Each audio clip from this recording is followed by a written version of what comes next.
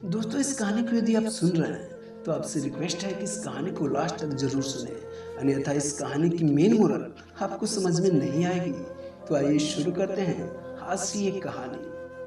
बहुत समय पहले की बात है। चंदनपुर का राजा बहुत प्रतापी था। दूर दूर तक उसकी समृद्धि की चर्चाएं होती थी। उसके महल में हर एक सुख सुविधा की वस्तु उपलब्ध थी, पर फिर भी अंदर से उसका मन अशांत रहता था। उसने कई ज्योतिषों और पंडितों से इसका कारण जानना चाहा। बहुत से विद्वानों से मिला। किसी ने कोई अंगूठी पहनाई तो किसी ने यज्ञ कराए, पर फिर भी राजा का दुख दूर नहीं हुआ। उसे शांति नहीं मिली। एक दिन भेष बदलकर राजा अपने राज की सैर पर निकला और घूमते घूमते वह एक खेत के निकट से गुजरा। तभी उसकी नजर एक साधु पर पड़ी। साधु ने फटे पुराने वस्त्र धारण कर रखे थे और वह एक पेड़ की छांव में बैठकर भोजन कर रहा था। साधु के वस्त्र देखकर राजा के मन में ख्याल आया कि वह साधु को कुछ स्वर्ण मुद्राएं दे दे ताकि उसके जीवन में कुछ खुशियां आ जाए। और फिर राजा साधु के सम्मुख जाकर बोला, मैं एक राहगीर हूँ। मुझे तुम्हारे खेत पर ये 4 स्वर्ण मुद्राएं गिरी मिली। चूंकि यह खेत तुम्हारा है, इसलिए मुद्राएं तुम ही रख लो।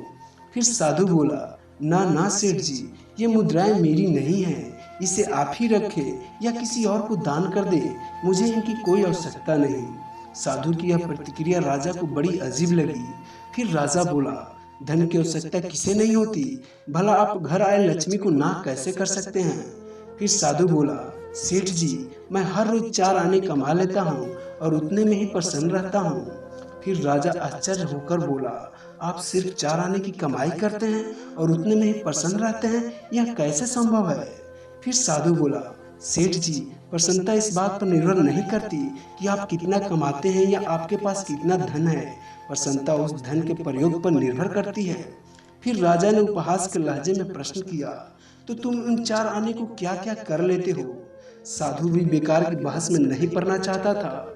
उसने आगे बढ़ते हुए उत्तर दिया, इन 4 आनों में से एक मैं कुएं में डाल देता हूँ, दूसरे से कर्ज चुका देता हूँ, तीसरा उधार में दे देता हूँ और चौथा मिट्टी में गाड़ देता हूँ। फिर राजा सोचने लगा। उसे यह उत्तर समझ नहीं आया। वह साधु से इसका अर्थ जानना चाहता था, पर तब तक वहां से साधु जा चुका था। फिर राजा ने अगले दिन ही सभा बुलाई और पूरे दरबार में कल की घटना कह सुनाई और सबसे साधु के उस कथन का अर्थ पूछने लगा। दरबारियों ने अपने अपने तर्क पेश किए, पर कोई भी राजा को संतुष्ट नहीं कर पाया। अंत में साधु को ही दरबार में बुलाने का निर्णय लिया गया और बहुत खोजबीन के बाद आखिरकार साधु मिल गया और उसे कल की सभा में प्रस्तुत होने का निर्देश दिया गया। और फिर राजा ने साधु को उस दिन अपने भेष बदलकर भ्रमण करने के बारे में बताया और सम्मान पूर्वक दरबार में बैठाया। फिर राजा ने पूछा, मैं तुम्हारे उत्तर से प्रभावित हूँ और तुम्हारे 4 आने का हिसाब जानना चाहता हूँ। बताओ, तुम अपने कमाए 4 आने किस तरह खर्च करते हो जो तुम इतना प्रसन्न और संतुष्ट रह पाते हो।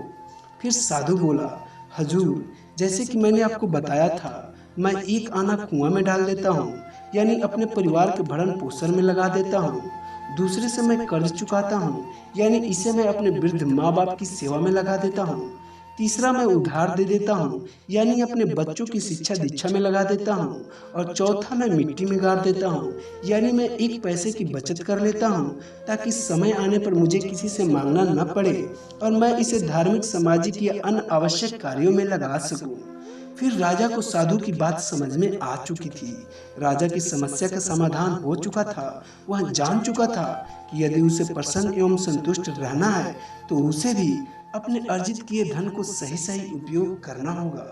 तो दोस्तों, इस कहानी से हमें यही सीख मिलती है कि हमें अपने लाइफ को हमेशा बैलेंस बनाकर रखना चाहिए और इसके लिए हमें अपनी आमदनी और उसके इस्तेमाल पर जरूर गौर करना चाहिए। नहीं तो भले ही हम लाखों रुपया कमा लें, पर फिर भी हम कभी प्रसन्न एवं संतुष्ट नहीं रह पाएंगे।